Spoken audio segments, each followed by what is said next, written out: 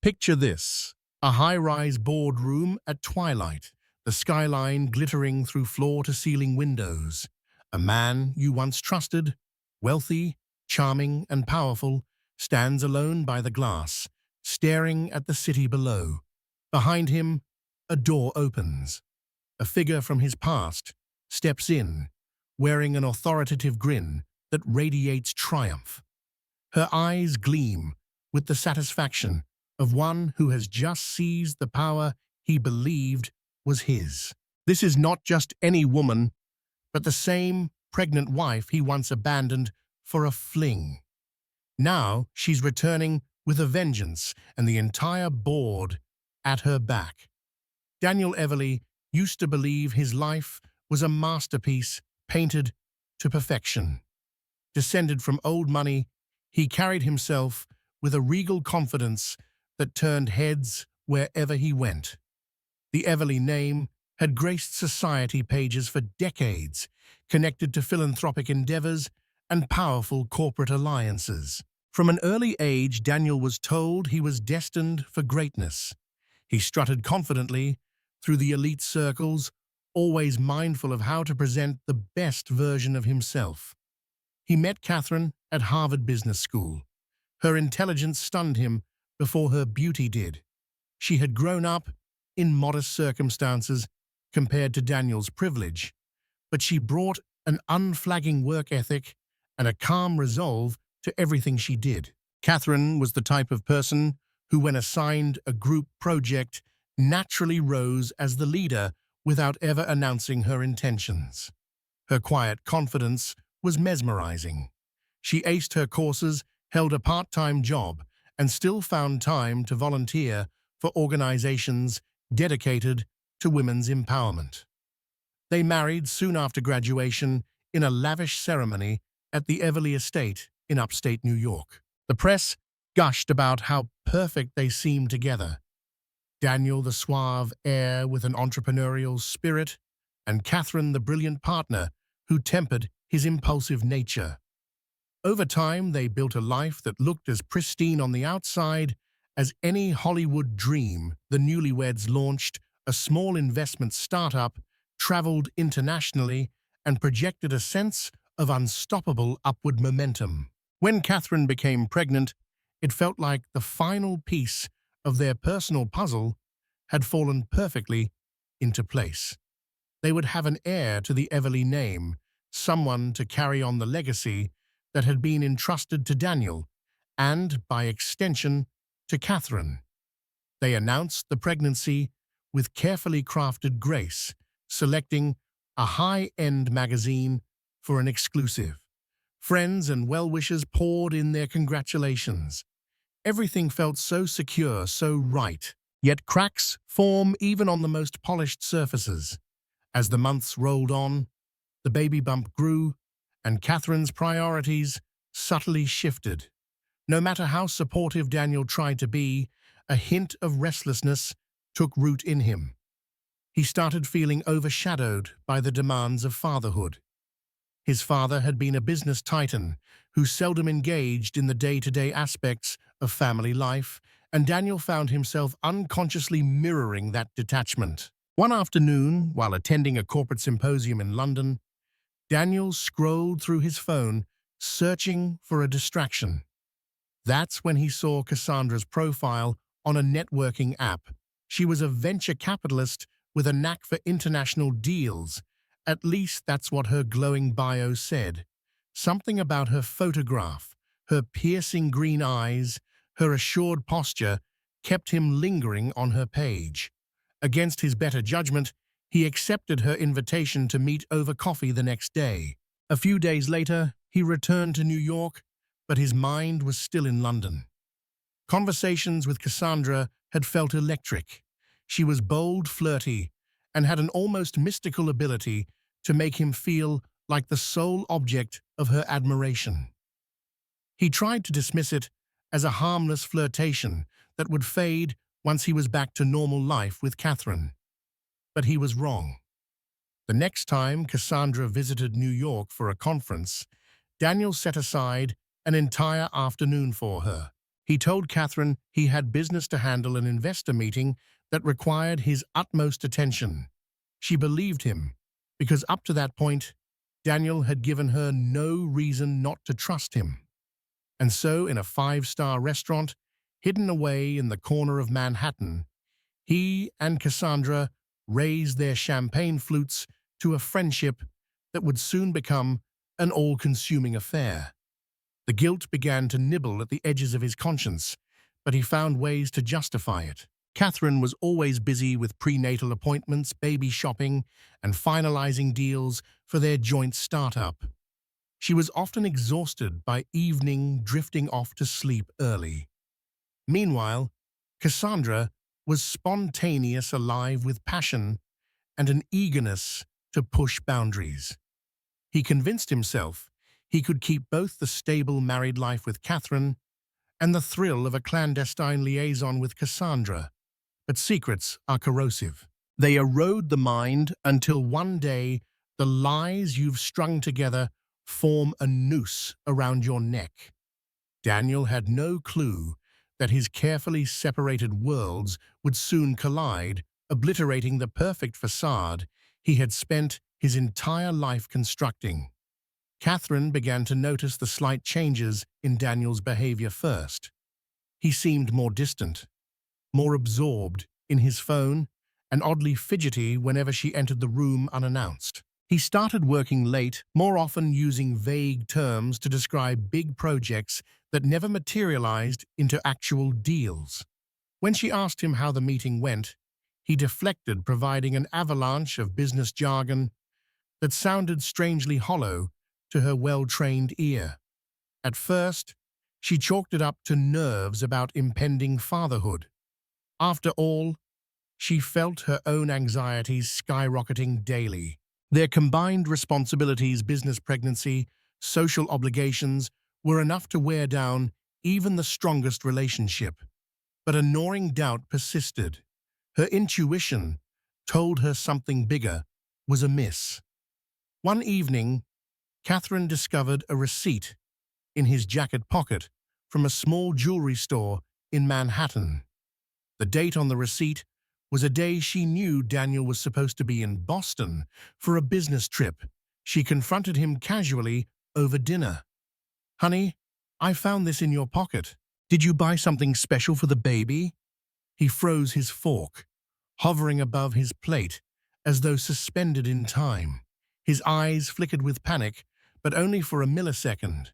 Then, with the smoothness of a seasoned deal-maker, he concocted a story about picking out a necklace for his mother. He insisted that his flight had been delayed, giving him time to roam Manhattan's shopping district. The explanation sounded plausible, yet Katherine's instincts remained on high alert. Katherine did what many pregnant spouses might do. She sought solace in the arms of her best friend, Evelyn Carlisle. Evelyn, a fellow Harvard alum, was well aware of the demands of corporate life. She also had a nose for deceit and a protective streak for those she loved. "I'm not crazy, right?" Katherine whispered over the phone. "I can't be making all this up in my head." "Of course you're not crazy," Evelyn replied, her voice laced with fury at Daniel's potential betrayal. "We'll figure this out." It wasn't long before Evelyn's social connections alerted her to rumors about Daniel's indiscretions. Wealthy circles are surprisingly small, and gossip travels at the speed of light. A friend of a friend had supposedly seen Daniel at a high-end restaurant cozying up to a woman who certainly wasn't Katherine. The woman was described as striking long dark hair, an air of mystery about her. "Does the name Cassandra ring a bell?" Evelyn asked quietly over another phone call. The question sent a jolt through Katherine. She recalled Daniel mentioning a Cassandra in passing, a new investor he met at a conference.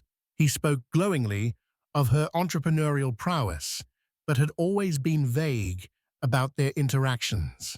The pieces were starting to come together, albeit in the most painful way imaginable. One fateful night, Katherine decided to confront him directly. She waited until he stumbled in past midnight, reeking of expensive perfume that wasn't hers.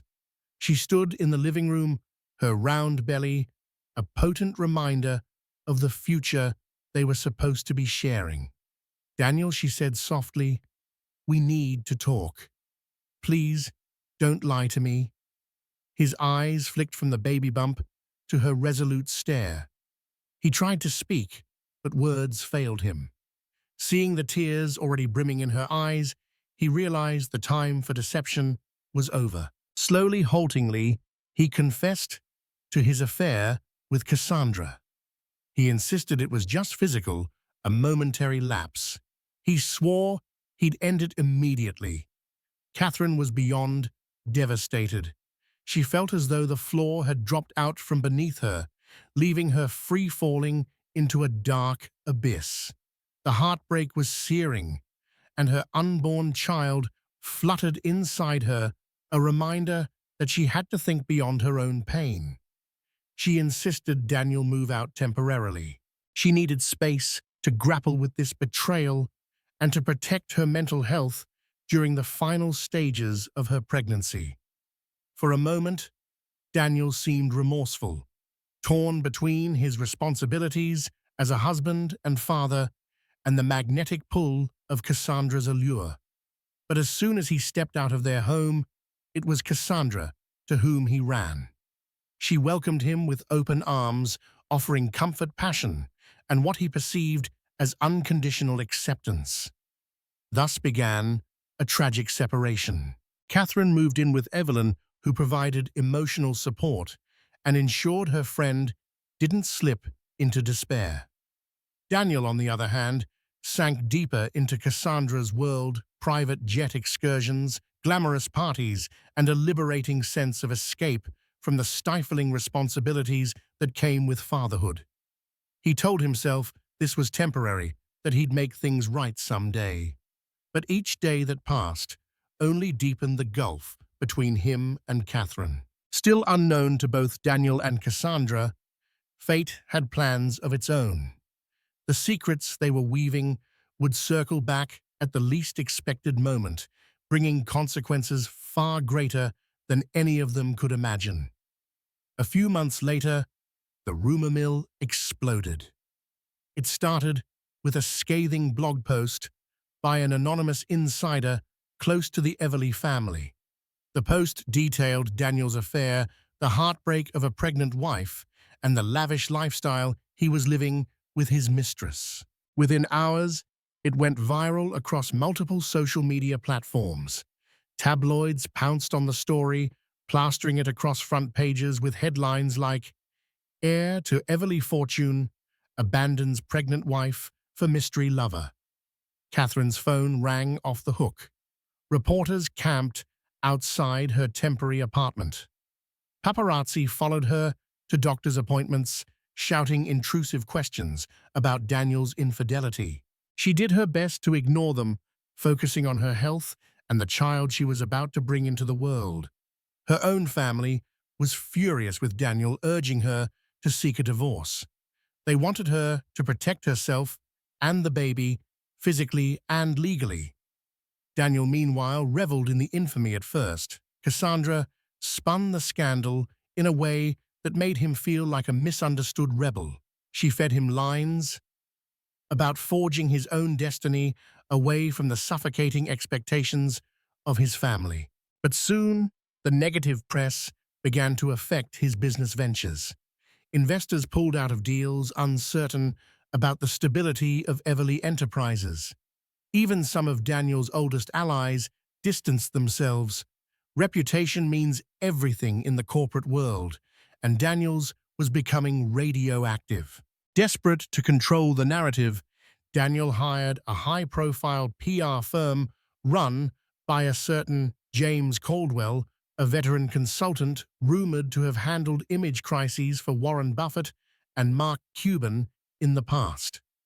Caldwell recommended that Daniel go on a media offensive, painting himself as someone who made a human mistake. But in every TV interview, Daniel's answers felt contrived and self-serving. Public sympathy stayed firmly with Katherine, the abandoned pregnant wife. Things escalated when Katherine's water broke unexpectedly one morning. She had to push through a throng of reporters just to get into a cab. Panic gripped her. The baby wasn't due for another 2 weeks, and she was still reeling from the emotional toll of Daniel's betrayal. Evelyn stayed by her side, holding her hand and whispering words of encouragement. They rushed to the hospital amid flashing camera lights and shouting journalists. While Katherine struggled through labor, Daniel was nowhere to be found. He was in the Hamptons at Cassandra's summer home, nursing a hangover and ignoring his phone.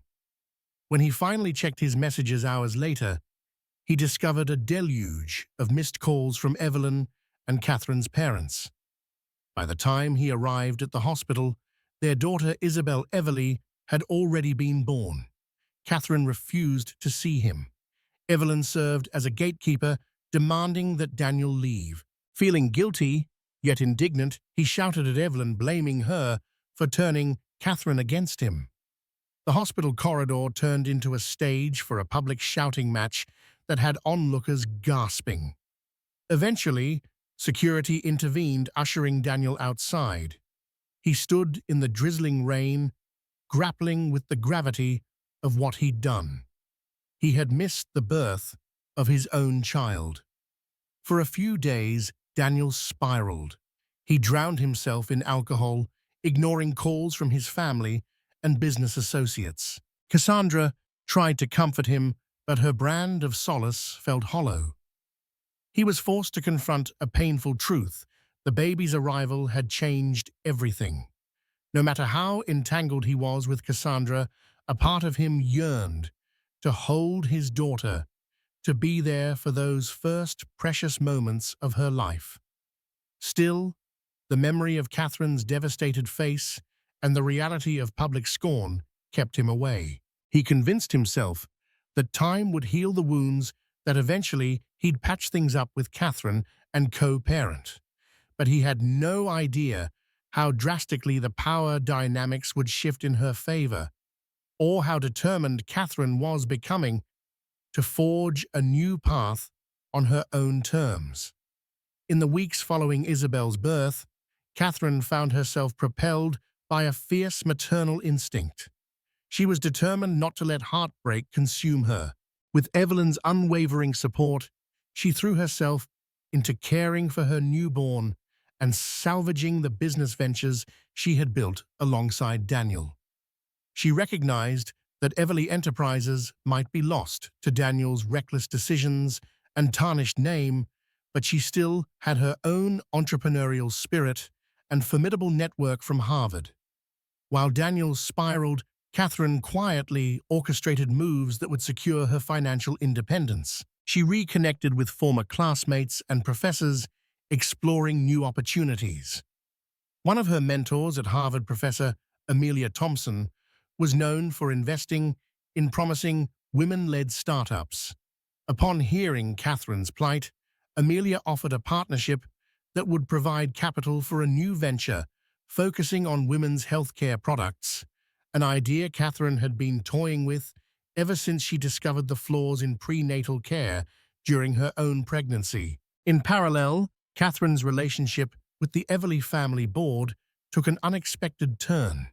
Her father-in-law, Richard Evelyn, was furious with Daniel for disgracing the family name. He had always admired Katherine's poise and intellect, believing she was the stabilizing force Daniel needed. After seeing how callously Daniel had treated her, Richard discreetly reached out to Katherine. He apologized on behalf of the family and confided that he no longer trusted Daniel to make sound decisions for the Evelyn empire.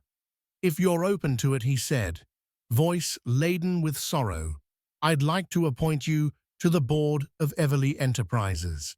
This is not about taking sides or humiliating Daniel. It's about protecting what our family has built for generations. Your insights and integrity could be exactly what we need to set the company back on the right path." It was an offer Katherine couldn't ignore. She saw it as a chance not only to safeguard her daughter's future, but also to assert her own worth. Until now, she had always been the supportive wife to Daniel, overshadowed by his flamboyant presence. This was her moment to shine on her own. After consulting with her legal team, who pointed out Daniel could challenge the move, but would likely fail given the board's consensus, she accepted. Overnight headlines shifted from pitying Katherine to lauding her resilience. Tabloids ran stories on her quiet strength, framing her as the woman scorned who had risen above adversity. Business analysts praised her appointment, noting that she had an impeccable track record at Harvard Business School and had co-founded successful ventures with Daniel, making her more than qualified. In corporate circles, talk of her becoming a fresh face on the board excited those tired of Daniel's negative publicity. Daniel, meanwhile, was late to learn of this development. As usual, he was entrenched in Cassandra's lavish escapades and the occasional half-baked attempt at regaining investor confidence. When news reached him that Katherine now held a pivotal seat at Evelyn Enterprises, he was livid. He stormed into his father's office, demanding an explanation. "I'm the heir," Daniel shouted, fists clenched. "How could you do this without even consulting me?" Richard Everly's stare was steely. "Because your actions have jeopardized this family's legacy, Daniel. Until you can prove you're capable of leading responsibly, you should be grateful you still hold any shares at all." Katherine is a breath of fresh air, and frankly, the board has more faith in her judgment right now. Daniel left the office feeling betrayed by his own father, oblivious to the irony that he himself had betrayed the woman who was now stepping in to save the family business. The idea that Katherine could be more influential than him at Evelyn Enterprises was unthinkable. His pride was bruised, and he blamed her for stealing what should rightfully be his. Katherine, for her part, remained poised. She told herself that this wasn't about revenge. Yes, there was satisfaction in knowing she had a seat at the table where Daniel once reigned, but she was also resolute in her mission to ensure that her daughter's inheritance was protected and to steer the company into a more ethical, responsible future. In private, she wrestled with emotional wounds that had yet to fully heal. Late at night, after putting Isabelle to sleep, she would stare at the family photos from happier times. She didn't hate Daniel. A part of her still cared for the man she thought he was, but she couldn't allow those feelings to hold her back. Not anymore. As Katherine consolidated her new role, Cassandra realized her carefree fling with Daniel was entering turbulent waters. The scandalous headlines were no longer glorifying their passion. Instead, she found herself painted as the villain who wrecked a marriage. Corporate investors, once charmed by her bold approach, became wary of associating with someone mired in such public drama. But Cassandra was no novice. She had survived in a cutthroat business world through a combination of cunning and relentless ambition. Seeing Katherine's star rise, Cassandra recognized that if she wanted to remain relevant and profitable, she needed to up her game. She started courting new alliances, forging deals in Europe and Asia, and flirting with high-profile executives who could rival the Evelyn empire. She believed that if she couldn't be part of the Evelyn family business, she could at least create a competitive empire that would force them to reckon with her. Daniel found himself caught in the middle. Cassandra urged him to distance himself from his father and from Katherine. She offered to back any new venture he wanted to pursue, promising he'd have more freedom than he ever did under the Evelyn umbrella. "They're all using you for your name, Daniel," she insisted. "With me, you can chart your own course." Yet each time he tried to sever ties with Evelyn Enterprises, something tugged at him, a sense of belonging, of familial duty.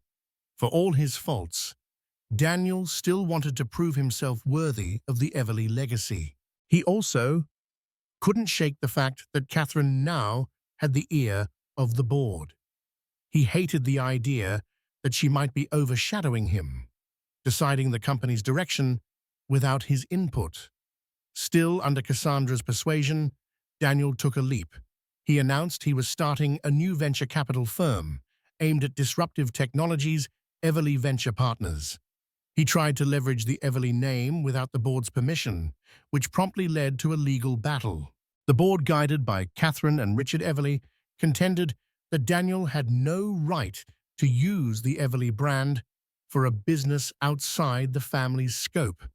This dispute quickly escalated and became fodder for more sensational headlines. Cassandra saw an opening. She pumped a significant amount of her own funds acquired from various shady deals into Daniel's new firm, hoping to pressure the board into negotiation. But Katherine held firm. Through hours of mediation and strategic press releases, she made it clear that Daniel was free to pursue any venture he wished, but not under the Evelyn trademark. Eventually, the courts sided with the board, forcing Daniel to rename his fledgling firm. He settled on Evelyn Ventures, a lackluster compromise that grated on his ego. Undeterred, Cassandra convinced Daniel to move into a luxury penthouse in the heart of Manhattan. They hosted lavish fundraisers, aiming to attract wealthy backers. Behind the scenes, however, cracks were forming in their relationship. Cassandra was keenly aware that Daniel's attention kept drifting back to Katherine and the child he had barely seen.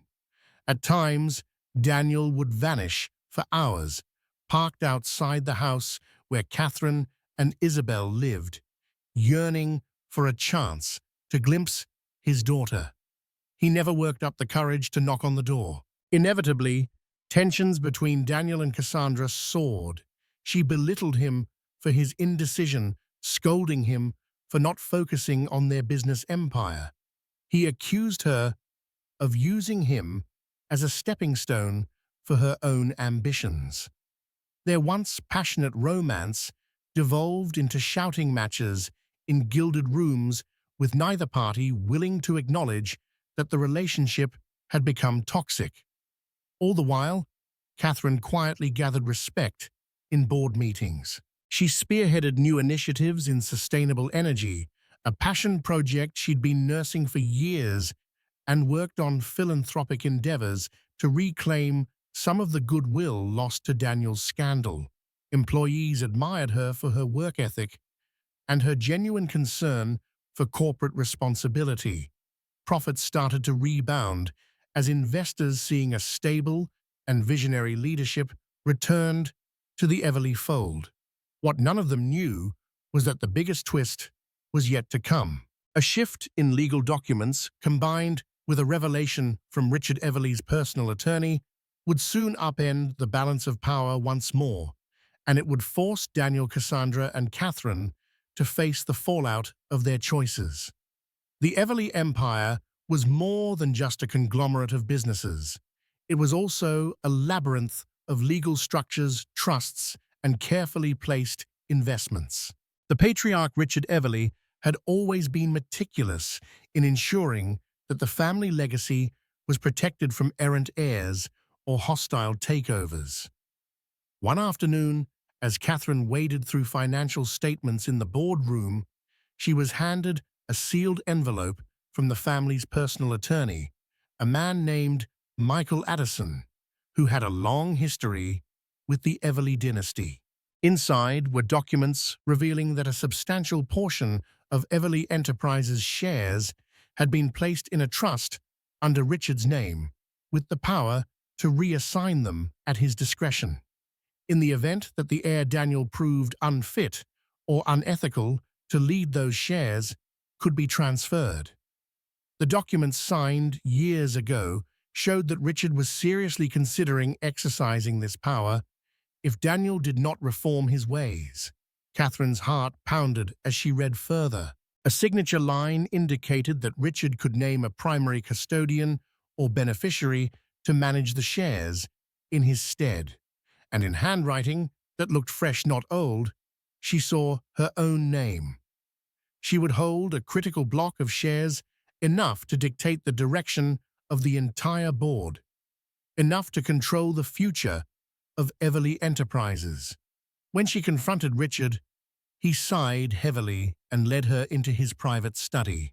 Floor-to-ceiling bookshelves surrounded them, containing records of the family's storied history. Daniel's reckless behavior jeopardizes everything, he explained, eyes downcast. I still love my son, but I must think about Isabelle and generations to come. Your intelligence and moral compass are beyond question. If Daniel can't redeem himself, I need to know the company is in good hands. Katherine was stunned. She realized that the power Richard was offering was extraordinary. If she chose to wield it, she could effectively remove Daniel from any leadership role, overshadowing him entirely. However, the very thought made her uneasy. Despite everything he had done, Daniel was still Isabelle's father, and she knew that wielding such power against him would only deepen the family rift. Yet the decision was not hers alone. Richard insisted that if Daniel didn't show significant improvement by divorcing Cassandra, rehabilitating his public image, and taking fatherhood seriously, he would transfer the shares to Katherine outright. Meanwhile, word reached Cassandra that changes were afoot.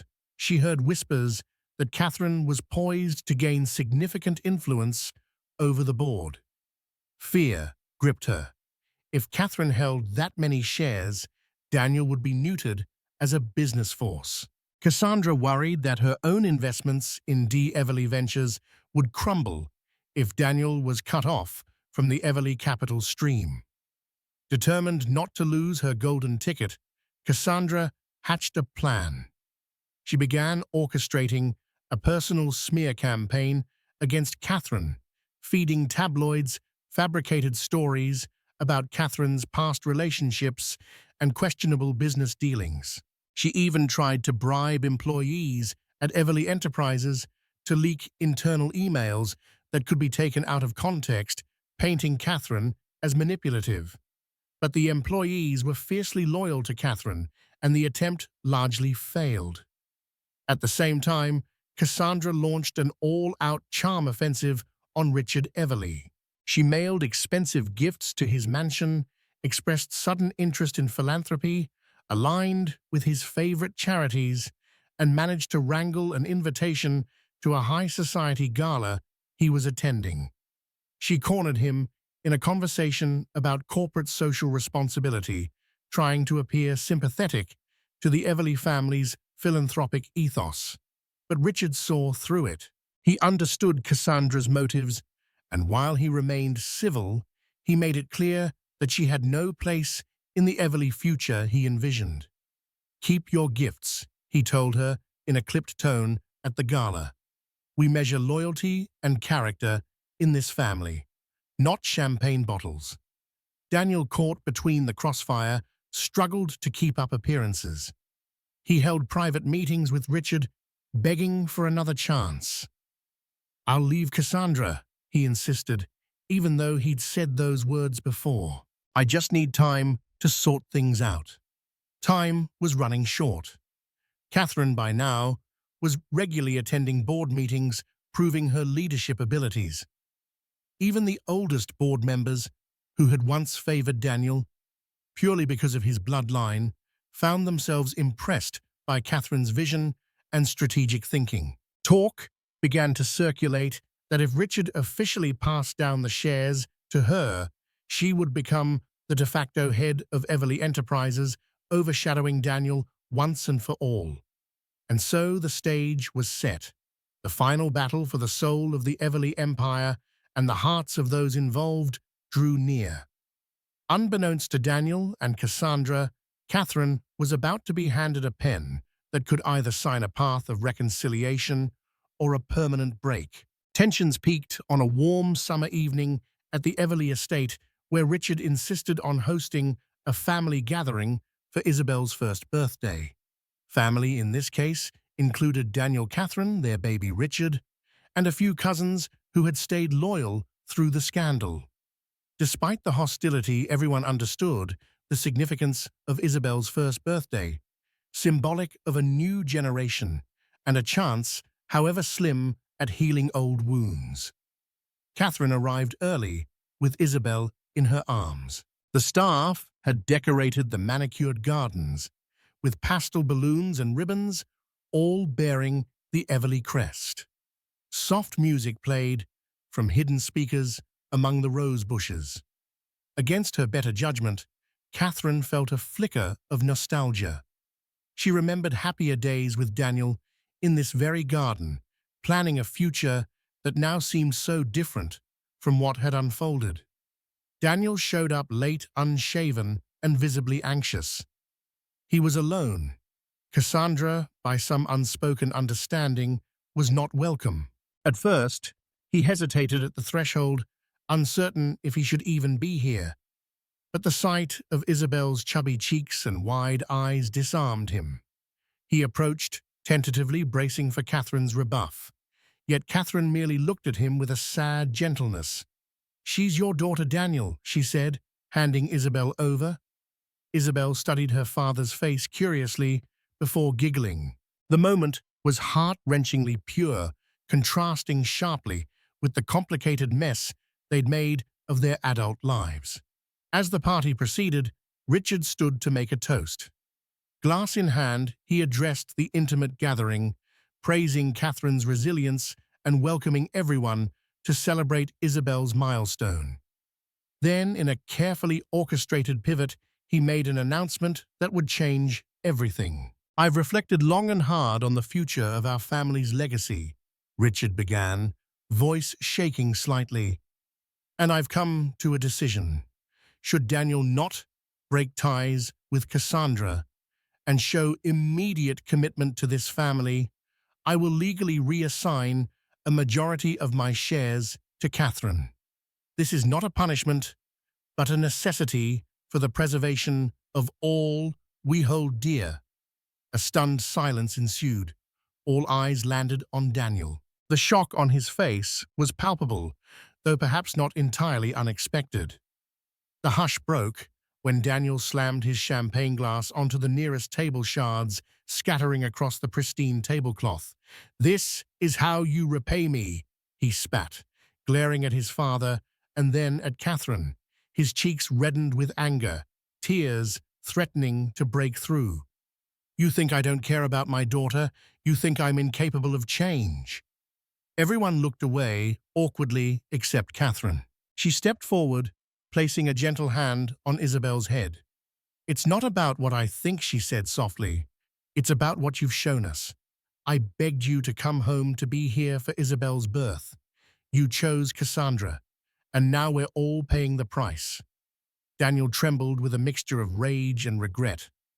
Emotions collided in his mind: love for his child, resentment toward Katherine, guilt over his affair, and the fear of losing everything he'd ever known. He turned to his father, voice quivering.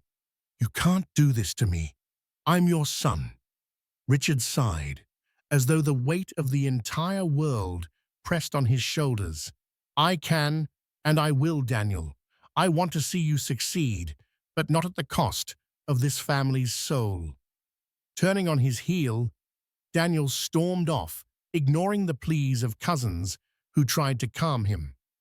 Katherine closed her eyes, holding Isabelle close, heart pounding with conflicting emotions.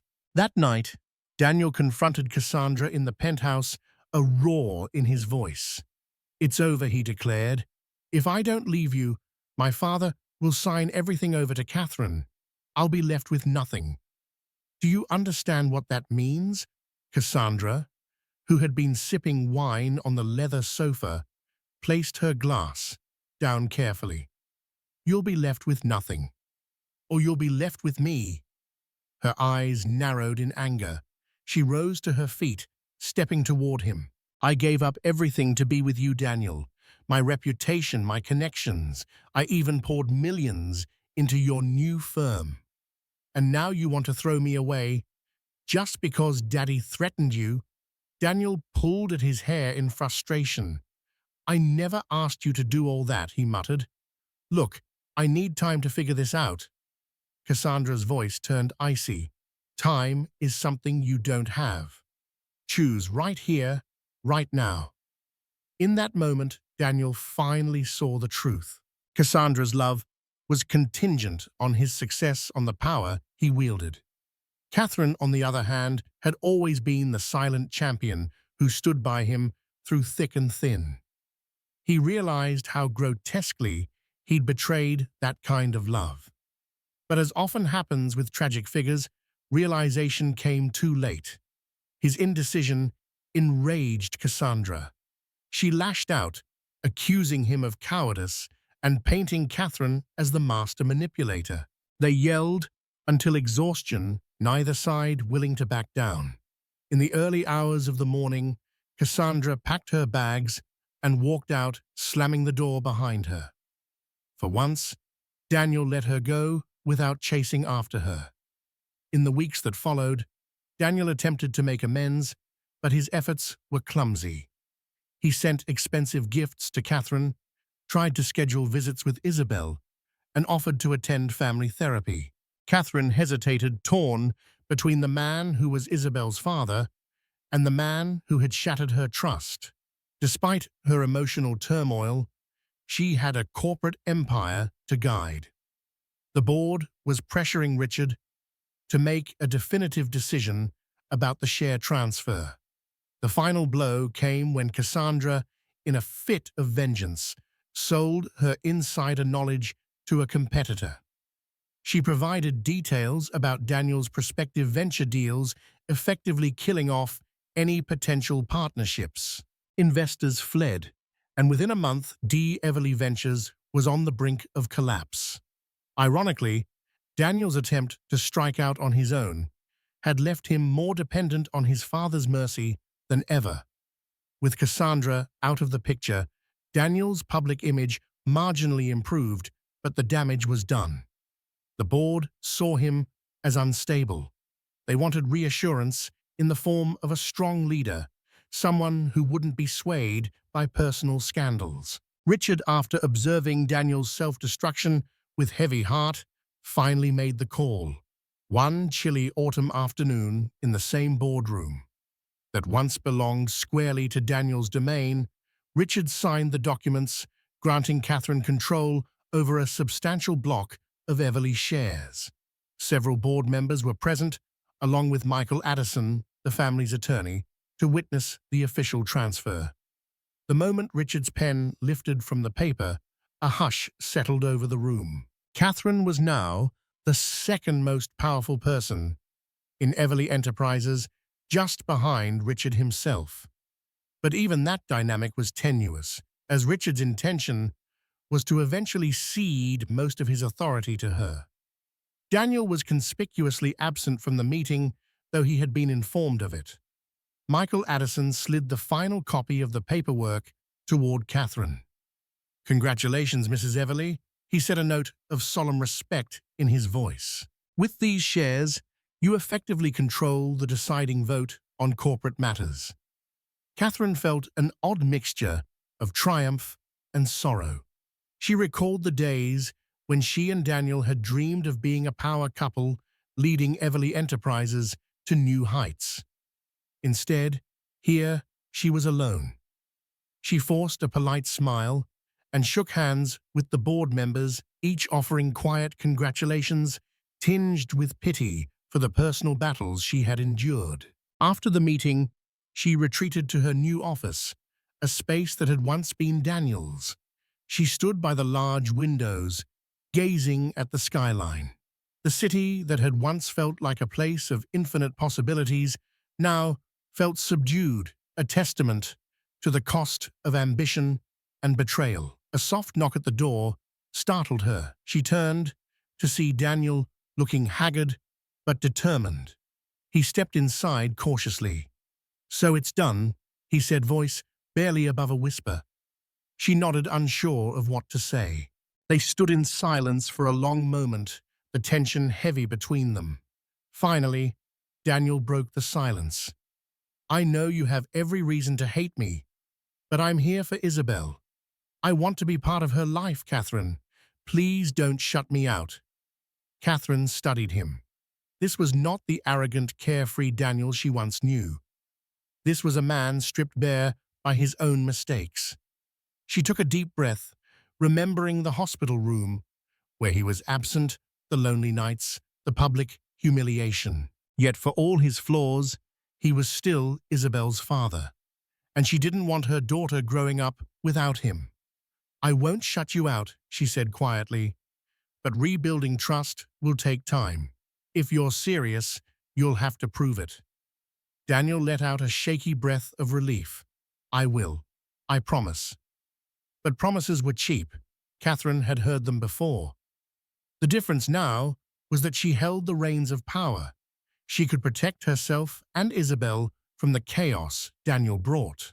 And with that responsibility came a burden, the knowledge that she had the upper hand and the moral question of how to wield it. Under Katherine's leadership, Evelyn Enterprises began to pivot toward more progressive, transparent business practices. Sustainability and ethical governance became their calling cards. The public responded positively, with major publications praising the new era at Evelyn. Investors returned and profits steadied. Realizing that a path to redemption lay in supporting Katherine's vision, Daniel began attending corporate events and philanthropic fundraisers carefully orchestrated by the PR firm James Caldwell still operated. Instead of hogging the spotlight, Daniel took a back seat, letting Katherine's expertise shine. He made efforts to show he was a responsible father, as well requesting regular visitation with Isabelle, paying child support without question, and showing up at her pediatric checkups. Gradually, a narrative of redemption formed around Daniel. Tabloids that once vilified him for abandoning his pregnant wife now hinted at a possible family reconciliation. Pictures of Daniel holding Isabelle at a charity event tugged at public heartstrings. Gossip columns speculated about whether Katherine might take him back. Friends and colleagues whispered that perhaps Daniel had finally learned his lesson. Katherine, however, maintained a clear boundary. While she appreciated Daniel's new attitude, she remained cautious. She allowed him to share parenting duties, but refused any romantic overtures. Even if Daniel's remorse was genuine, the scars ran deep, and she couldn't risk a second betrayal. If a reconciliation was to happen, it would require more than a PR facelift. Behind the scenes, Cassandra seethed. Financially ruined and socially ostracized, she blamed Katherine for her downfall. Her last desperate move was to try to blackmail Daniel using private recordings of their intimate moments and business conversations. She threatened to release them to the media unless he paid a hefty sum to bail out her failing ventures. Horrified, Daniel confided in Katherine and Richard. They quickly involved Michael Addison, who issued Cassandra a strongly worded legal warning. The threat fizzled, but the episode reminded everyone how dangerous Cassandra could be. The board, for its part, stood staunchly behind Katherine.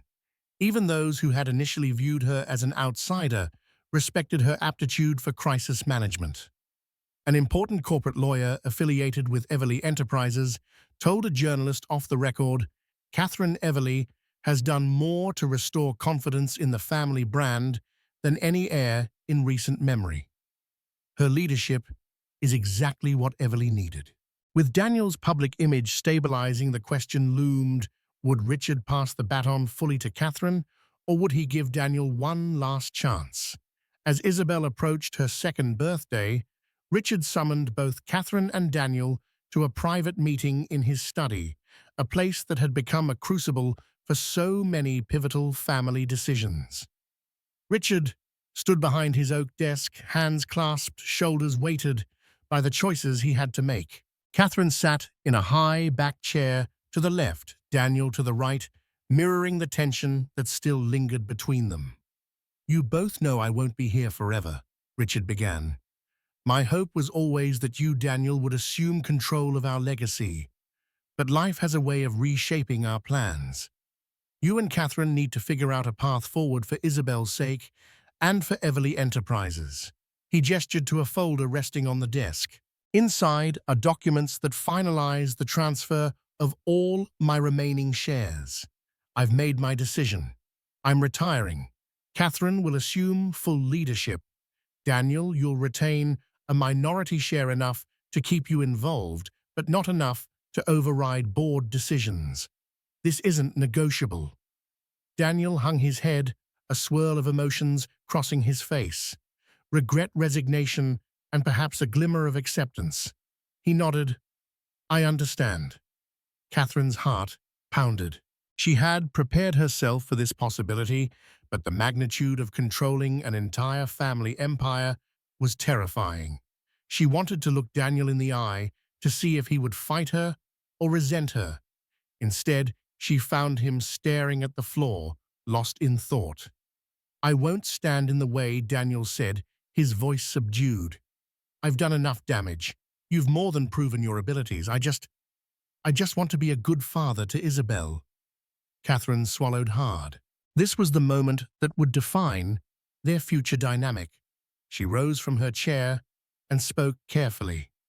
"Daniel, Evelyn Enterprises can be our family's legacy if we allow it to unite us rather than divide us. I may hold the majority of shares, but I don't want you to vanish from Isabelle's life or from the company if you truly wish to contribute." Richard watched them both, pride swelling in his chest. Perhaps he thought there was hope for reconciliation down the line, if not as husband and wife, then as partners in parenting and business. Without another word, he signed the documents that forever changed the balance of power. Outside, the late afternoon sun cast long shadows on the estate's manicured lawns. Katherine gripped the folder containing her new empire, feeling a bittersweet mixture of triumph and loss. Daniel approached her hesitantly. "Thank you," he said, voice husky, "for not shutting me out." She nodded, tears glistening in her eyes. "Don't thank me. Just prove you deserve the trust." They stood there for a moment, the weight of their past heartbreak pulsing between them. Finally, Daniel extended a hand. Katherine met it, and they shared a brief, solemn handshake, a gesture that felt more final than any wedding vow they'd exchanged.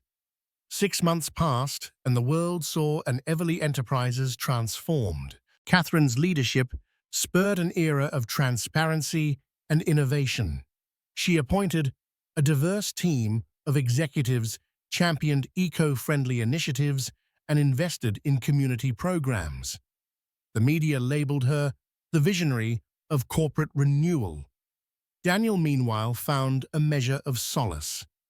Freed from Cassandra's manipulative grip and no longer burdened by the weight of a public scandal, he focused on self-improvement. He sought therapy to address the root causes of his restlessness and infidelity.